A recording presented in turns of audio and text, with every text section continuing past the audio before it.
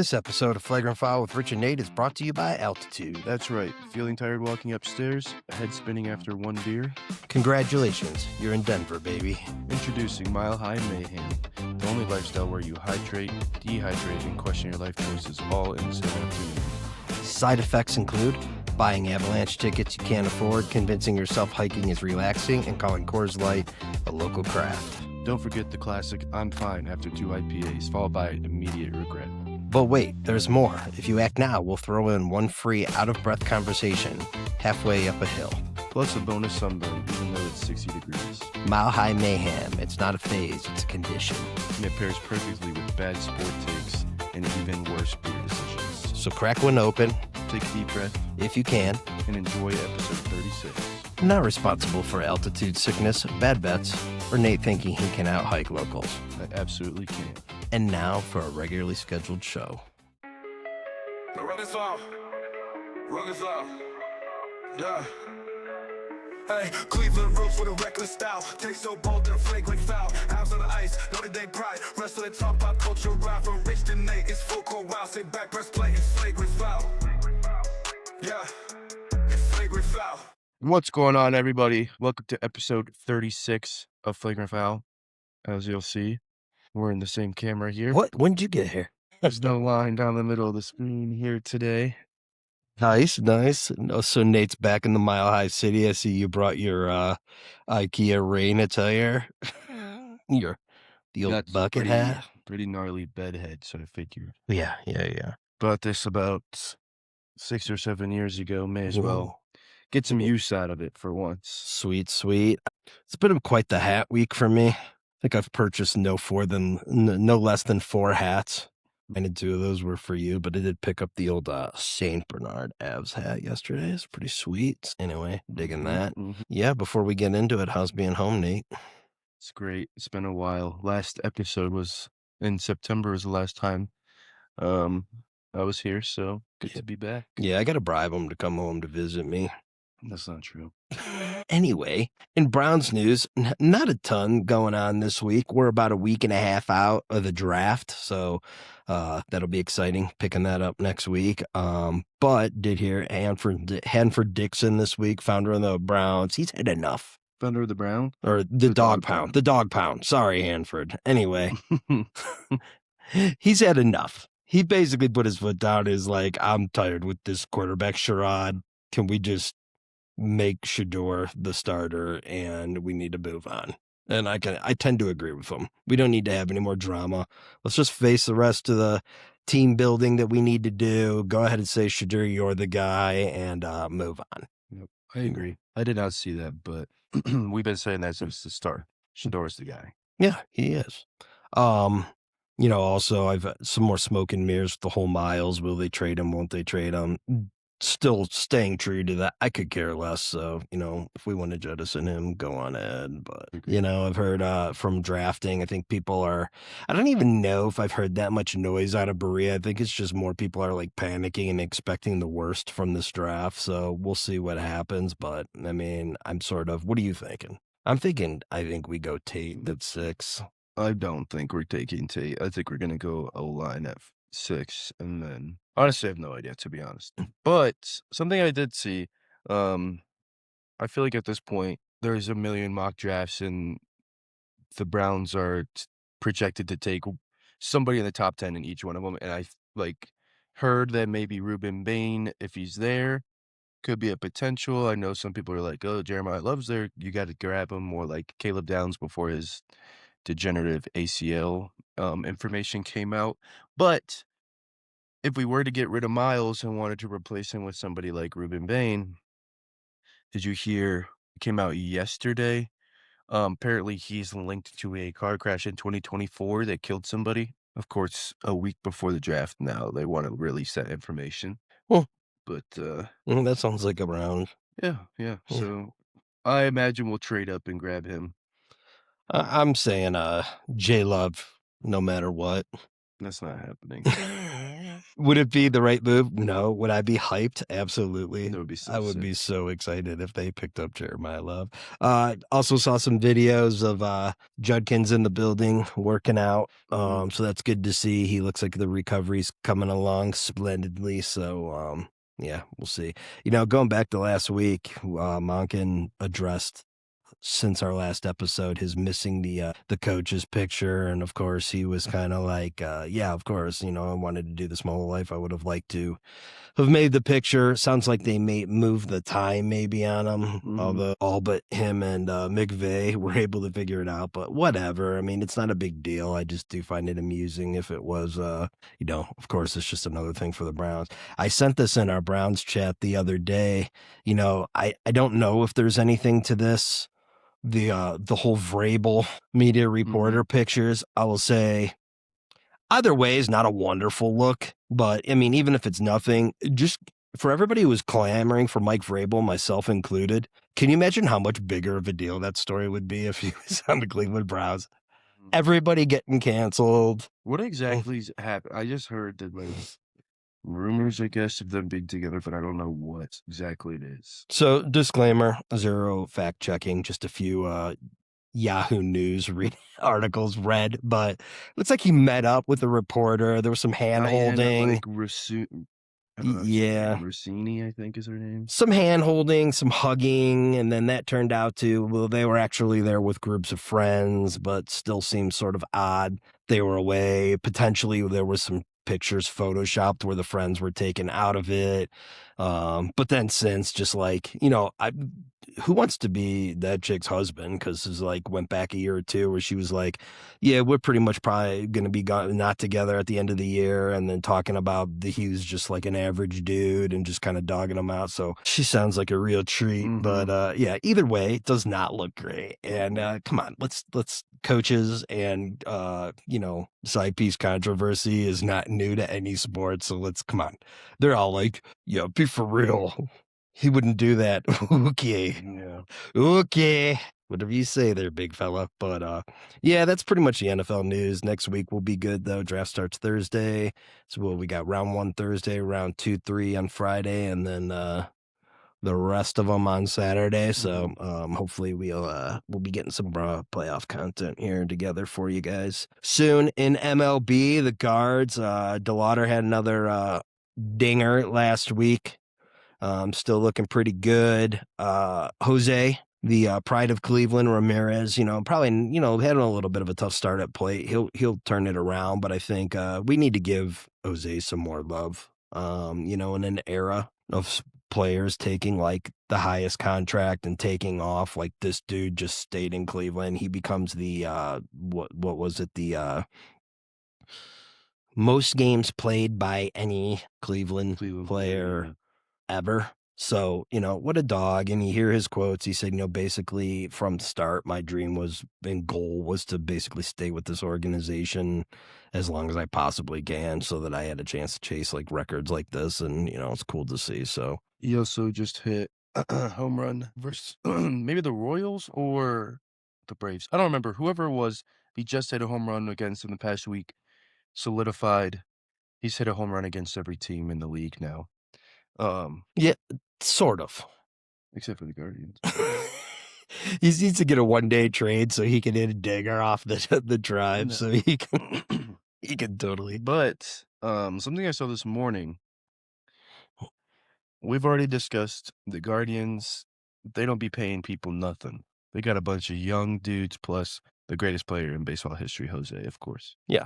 We're in the American League with the $16 bajillion Yankees, all these people talking about the Detroit Tigers are coming for Cleveland this year. The Cleveland Guardians are tied #1 in the American League at 9-7 with the Minnesota Twins. All y'all can freaking shove it. For everybody panicking over that hooping they took last night to the Braves. The Braves are the National League leading 10-6 Braves, so they are a good team. They did get hooped. They're pretty hard. They're not leading the National League. Who's winning? Who's leading? The Dodgers, which we won the series against. What's the Dodgers record? 11-4. buddy. That's but details. Huh? That's with plus minus a game of of wins. I'm calling that good.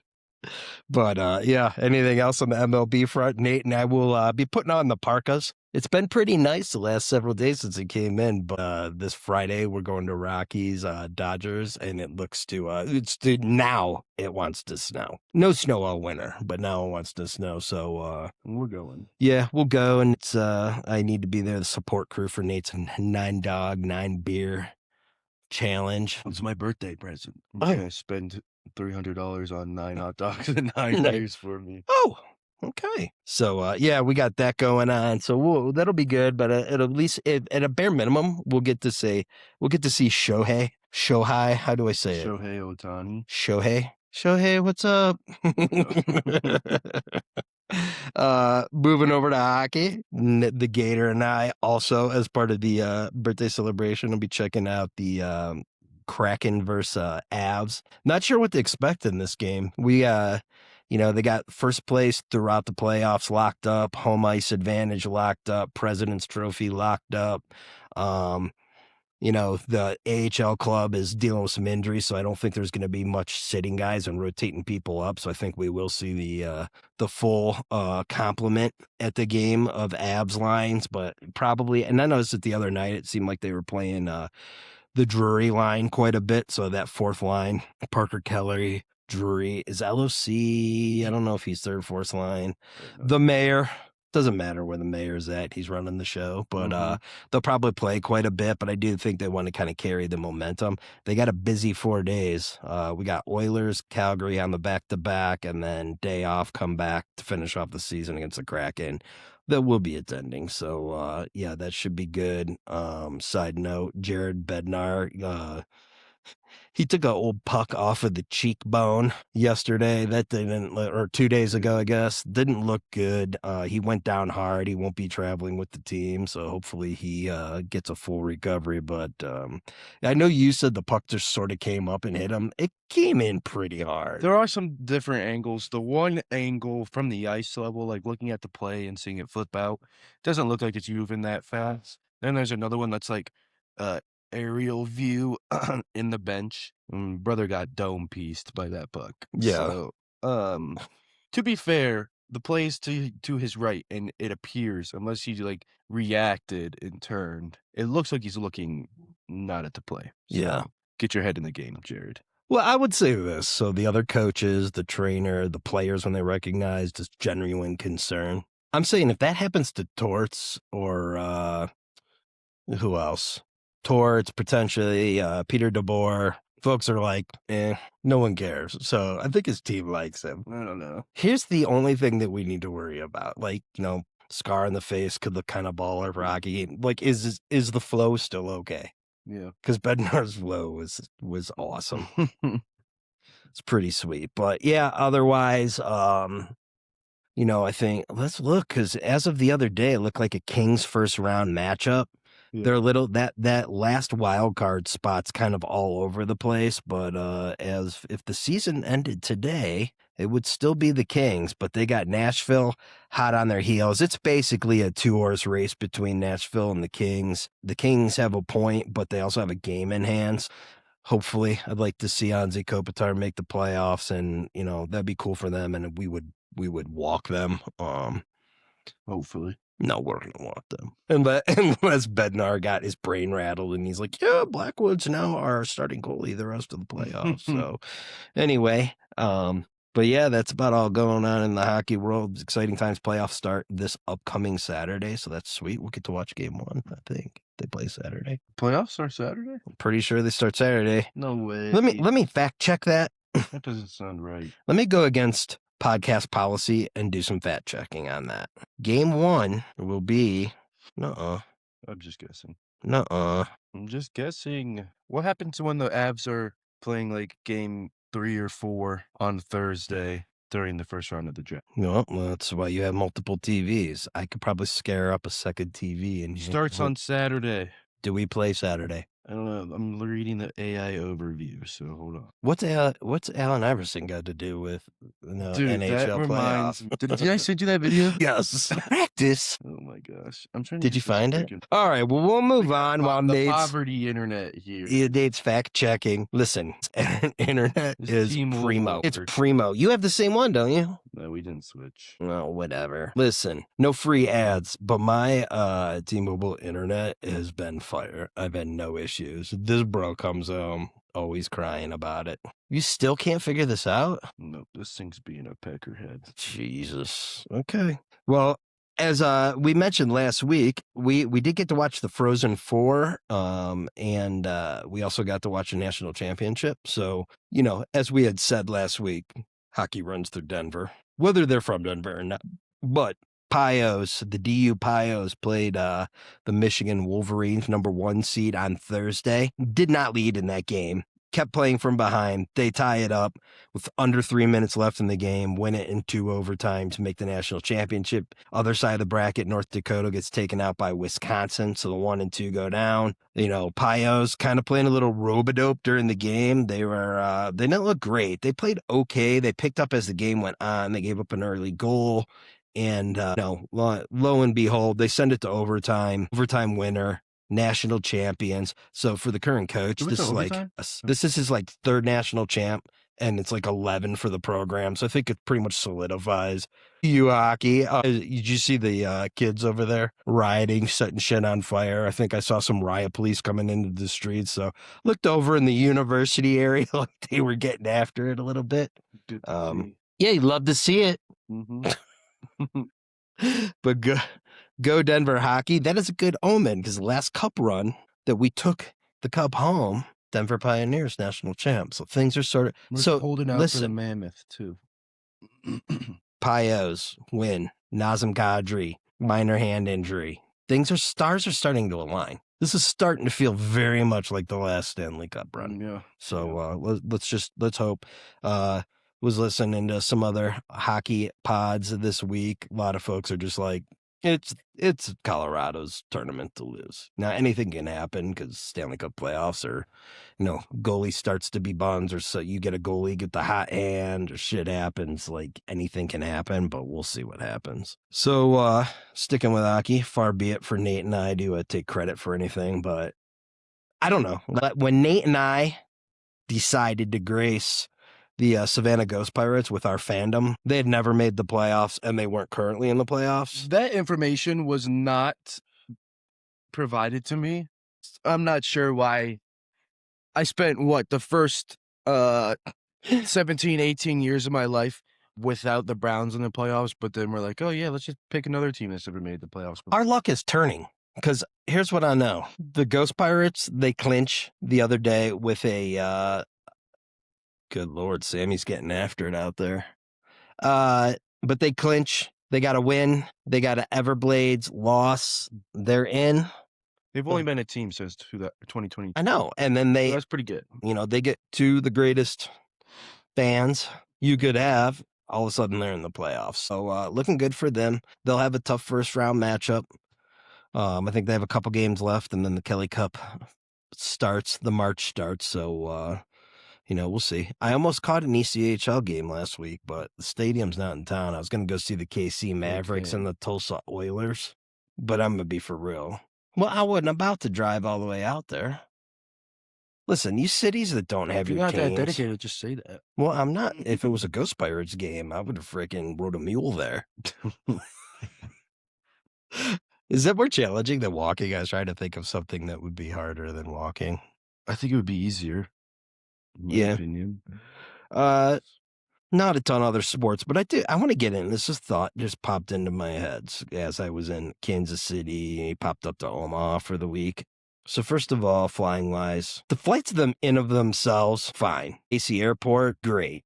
I will reiterate, because I haven't gone on a jag in a while about this.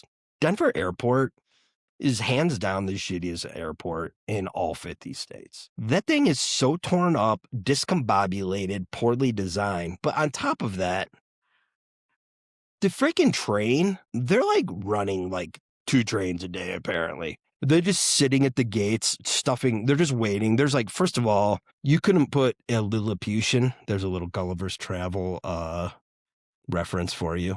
Okay. On another one on this train, but they're just sitting there for 5 minutes with the doors open, trying to continue to put people on the train. Irritating. Listen, I'm trying to fucking go home. Then we get stuck between A and B. That's another 10 minutes. Dude, I'm row 17. I was off the plane inside of 10 minutes. It took me about 55 minutes to get to my car. Every part of it. The fact that people, the pay lot to get out, people aren't driving through the little gate thing every day. They're like, scan your card, rescan your card, try tapping your card, waiting. Let me the fuck out of your airport. It was pissing me off. Then this bro rolls in. My experience was wonderful. This dude rolls in. He's like, we're on the ground. Next thing I know, he's coming up the escalator. It was like the quickest. My experience was great, and it was probably 18 hours after he was at the airport. First of all, typically we find the cheapest flights possible. We're sitting there's 38 rows on the plane, and we're sitting on row 42. They've created 4 more rows just literally. Yeah, I got you.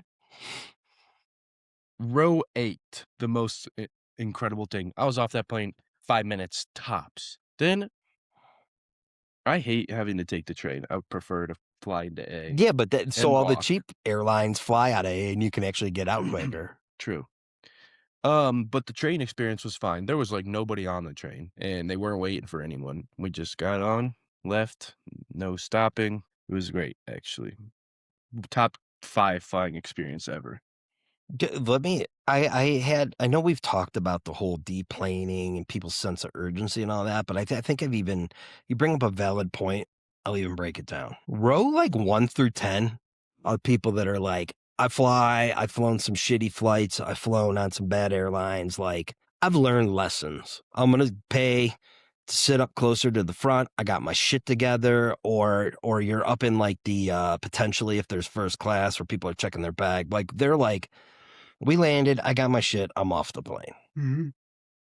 Row 20 to either 32 if you're on like a good airline, or row 20 to 72 on Frontier because they have 100 rows. Those are people that have been sitting on the plane forever that are like, I want to literally just Jerome Bettis through everybody and get off this plane. They're ready to go. The troublemakers are rows 11 through 20 or 11 through 19. Those are like the seats that are just like, I got to sign the seat. I don't fly that much. I'm going to take 17 and a half years to get my shit together and get it down. Then you got the guy that's just like, and then he's, oh, do you want me to get your, no one else wants you to grab anybody else's bag. We want you to get your shit, face the front of the plane, and start walking. And because you took too long, you don't even get to say thank you and have a good day to the pilot and the steward. Just get off the plane, get on my face. Yeah. That is so irritating to me. But I think I broke it down to that. So I'm going to start a new airline where basically, it's like at a hotel where it's like the unlucky floor 13. They either don't use 13 or they don't have anything on that floor. I'm just not, there's the rows 11 through 19 will be empty. Okay. Nothing in there.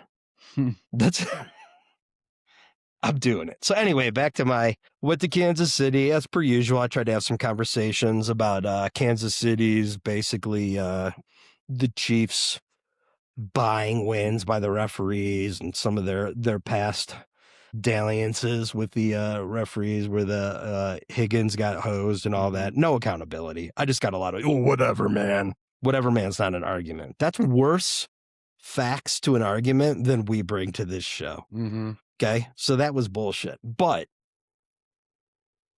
I go in there. I will say this: the one thing that they have over this city here that we happen to be in, Denver, Rally House. I haven't quite worked this out, but I think the Rally House locations in the city have to factor into whether you're a top sports city or not. So I saw a little article yesterday about Denver. They're like, Pio's national champ, Avs top contender, all valid. Nuggets perennially good team. Denver was a good team, but they were calling them like top Super Bowl contender. I don't know about that one. And then they're like, Rockies, good young team. No, the Rockies are poop. So you could just take that out of your argument right there. But go in the Rally House. When I was in Kansas City, the Rally House was massive, and it was all like we're going to have Royals. They have a lot of soccer shit going on there, a lot of college basketball, and then an entire room to just the Chiefs. I hate the Chiefs, but like, okay, I guess that's how it should be. Nate and I go to a rally house in Denver yesterday. Those bros have a Chiefs section in the Denver rally house. That right there excludes you. That shit don't fly in Cleveland. They had Chiefs. They had a million colleges, which I don't feel like the college fandom is like. The college Serious sports in here it. sort of blows. Like the top team would be CU, and I wouldn't even call them good. No DU stuff. Yeah, You DU just is like won a national championship. No DU stuff. A lot of CU and an okay amount of CSU, but they got USC, they got Oregon, they got BYU. I think they had Utah. That doesn't make any sense to me. the Chiefs, like the DU section. You and I have more clothes on than they had for sale in the DU section. Like, why don't you have bios, hockey, and lacrosse stuff? Not just Denver University. Just have those two things. And the smallest section is probably the Avalanche section. Yeah, hands Which down is the like best probably team. the best team. Yeah, in the past. So I'm using that as part of my argument because that's trash. Yeah. That's trash fandom. Yeah. So anyway, going back to Kansas City, not much learned there. They're garbage. I will say they do have the first women's purpose-built soccer stadium that's right on the river. It's pretty dope. If you've never checked it out, that's pretty cool. Took the little trip up to Omaha for a couple days. Saw Jesse James' birthplace, so that was sweet. Did a little sightseeing on the way up through Missouri, Iowa, into Nebraska. But Iowa didn't know or Omaha didn't know what to expect. It was a whatever. So, but I did check out the stadium for the College Baseball World Series. It was pretty sick. The stadium's sweet. That's all they basically got there. They do have the Omaha beef. Which I'm not. What are they? Are they a Rita football or something like that? Yeah, they do have the beef, but yeah. But I would say, so it looks like Creighton plays at the World Series field, which is just down the street. That campus is sweet, but like, I don't know if Creighton baseball is good or not, but their home stadium is sick. Yeah. I want to say it seats like 20 or 21,000, but pretty sweet for a non-MLB stadium. Pretty cool location, cool stuff around it. So yeah, that was sweet, but I figured, I was going to go there and I was going to get the bottom of some things in Kansas City. Didn't happen, but whatever. Cool. Well, something I've been trying to talk up, we've gone on these, fast food jags that we like to do from time to time. But, look, if you just watch this commercial for the new Taco Bell item, you immediately are like, this is delicious. I don't even have to try it. I know it's delicious. The Taco Bell Crunch Slider with like the chicken nugget in it. $2.99, next level. Do yourself a favor. You got a little hankering. You're hungry. You just want to grab yourself a little snack. Go get one of those. Can you break down this chicken nugget for us? Because I've always been a little skeptical of the Taco Bell chicken nugget. I would say it's very much like a crispier Chick-fil-A type of a breading with like real chicken. How do you know? Did you make it? No, I don't, but I will say I do like McDonald's chicken nuggets. McDonald's chicken nugget is chicken nuggets have zero chicken in them. Okay, I agree with that. There might have been a chicken in the vicinity of those nuggets at some point. Yeah. But those are not chicken. But I still like them. Yeah, Sweet I and don't care sour what sauce. it is. It tastes yummy. But the Crunch Wrap slider for the $2.99, and then if you're hungry, get like 3 of them. Yeah.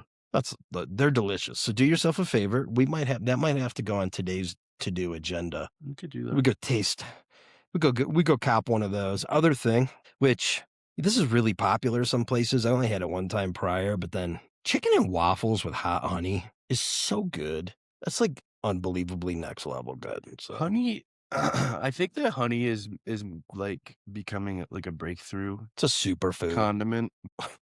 I do think that honey is severely underutilized. Hot honey. I'm just saying, like honey in general. Like, hot honey is a great example of like honey is great. You could put honey on anything, and then you make honey hot, and then all of a sudden it opens the door for a million other things. Hot honey. There's like, when it come to hot foods, there's like super hot chicken wings. I like hot food. I'm not like the dude that's like, this isn't hot. Meanwhile, I'm going to the ER. You got those guys. Yeah, you got those bros that are like, I'm literally having a heart attack over this, but I refuse to admit that it's hot. It's hot, okay? Yeah. I'm not trying to get miserable about it. In chicken wings, you can get to a level where you're like, these aren't even good. They're just miserable to eat. Yeah. 3 foods. Hot honey is hot, but even when it's like it's delicious. That's one of those things. It's Also, like it's big here, like putting honey on pizza. Everybody else outside of Colorado thinks it's ridiculous, but it's scrumptious.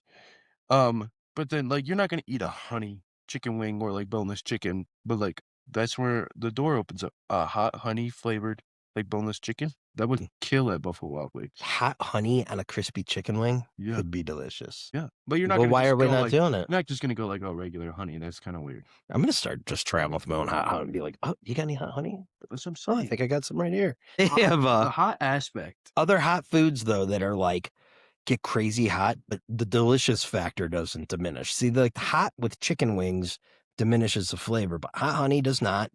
Thai food does not. And Thai food can get hot. And then thirdly, I'm gonna shout out, no free ads, but 5280, best green chili. 81, 5281, sorry. Greatest green chili on the planet. in all of the land. And that stuff is hot, but still delicious. Bro, we had it 2 days ago.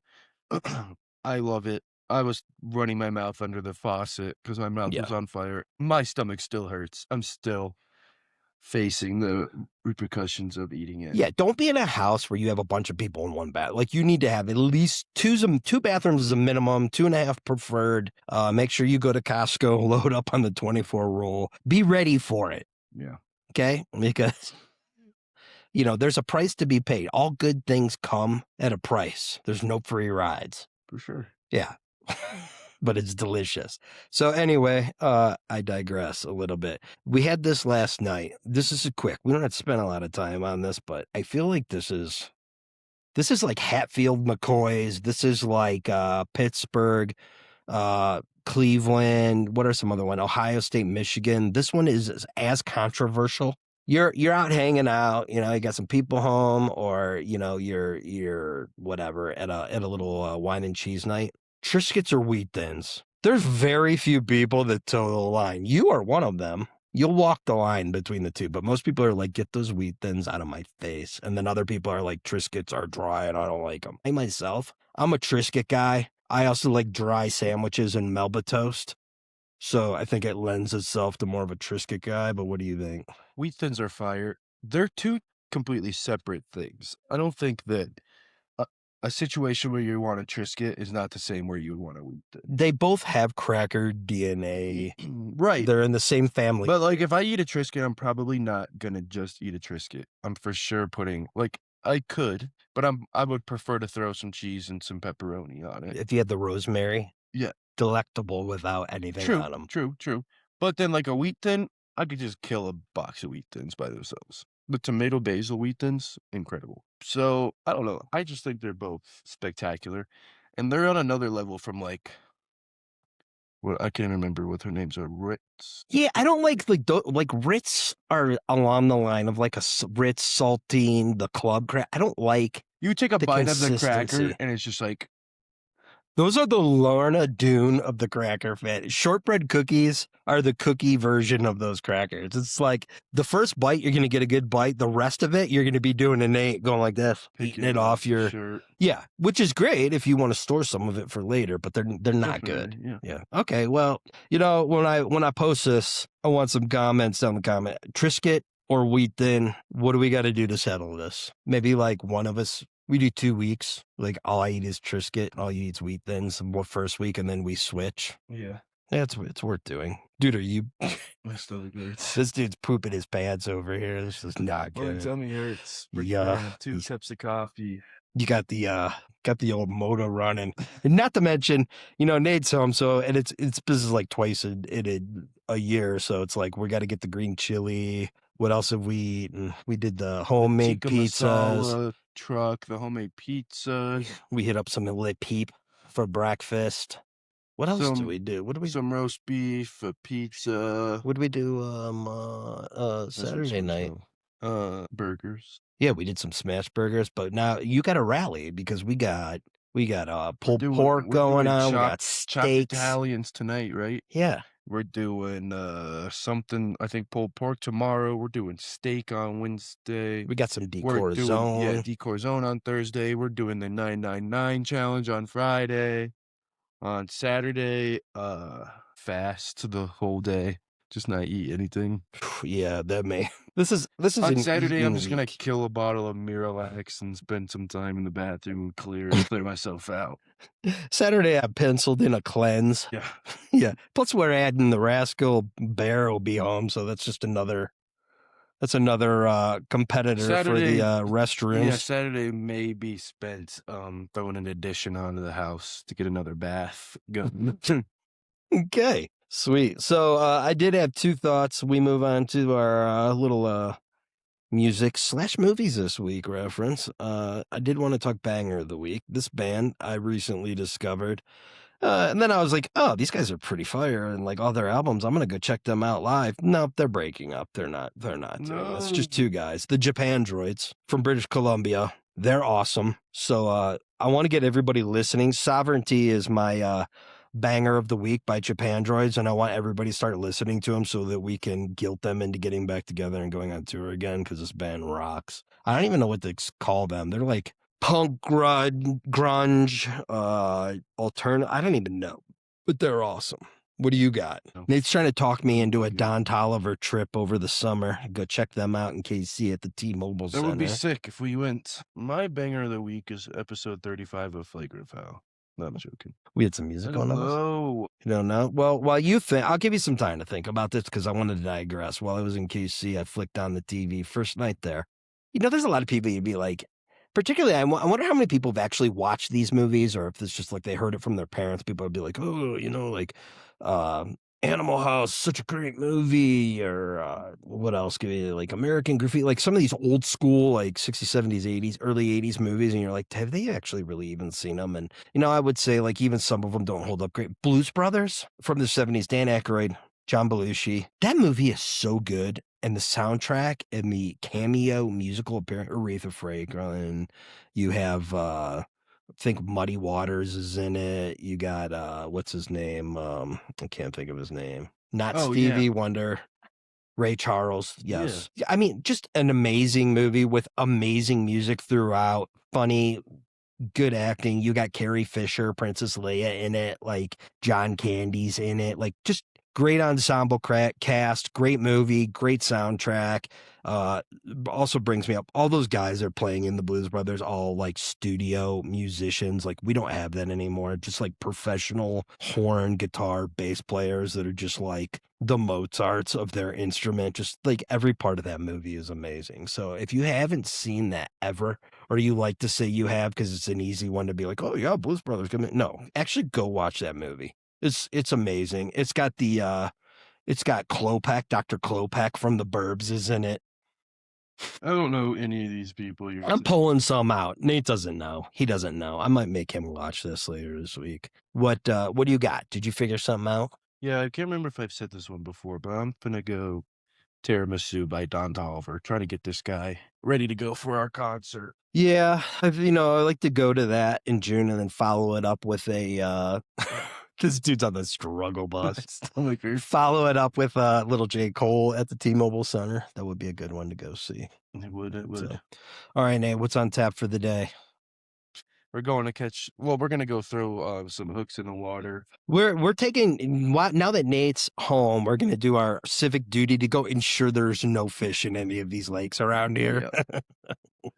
Yeah, we do have our bluegill pond if we get really that down bad. Yeah, if you want to catch 2-inch fish on Smart Pop popcorn, we got the perfect place. Yeah, we got the place, but otherwise we could go there, get some bluegill, then go feed them to the non-existent bass in the other lake. I'm gonna address the elephant in the room. This room's small, dude. And the air quality over the last 5 minutes has gone south. It's gone south. Dude's squirming. I don't usually drink coffee. I had 2 cups yesterday, I had 2 cups today. And let me tell you something. I am paying the price. What coffee does to me, I don't even need to take a sip. Just watching it come out of the Keurig, it's like, oh, and get the toilet seat warmed up for me. It's like when someone has to pee, you just got like the glasses of water instead. It's just you just hear the pop of the K-cup go in. You're like, well. You're like, gotta pee this. You hear the sink running and it's like, that's sealing the deal. That's how coffee is for me. I don't get it. I'm sure there's some science. But that's why I don't drink coffee. We don't mean to go crass. I know we're a pretty high level aristocratic sports show. We like to we cater to the upper echelon. So Nate doesn't like to do a lot of poop humor, but boy is struggling over here. I'm trying. Hardcore. Oh, okay. So we'll wrap this up before dude defiles my podcast studio. But big shout out again. We're on a roll. We're on a roll. ECHL Savannah Ghost Pirates never sniffed the playoffs. We get on the bandwagon, boom, perennial playoff contender. They've made it once. Last week we talked about our boy Big Day's kid Ryan. Yeah. Going down there, putting his best foot forward on Grandpa Mike's birthday, going into the district weightlifting first round of 3, taking home the title, 2 different weight lifts by 100 pounds. Good luck to him next Wednesday. He'll be going to regionals. We're hoping he comes out, takes out the competition, and we qualify for state. But big flagrant foul shout out to Ryan. Let's keep it going. Ooh. I don't know what that was. I was going to bark, and then I second guessed. Yeah, there we go. But, good luck to those guys down in Orlando, Florida. And, we'll come back at you next week with some draft talk, some expert, unfact-checked, unresearched analysis into what our team should do. But otherwise, we're going to go get after it, fishing beers. This dude's about to go visit the porcelain Buddha, and... y'all have a good week. Nate, what you got? Peace out, y'all. Peace out. Stay classy, Cleveland. Come back, beat kicks and crowd noise, whistle blows.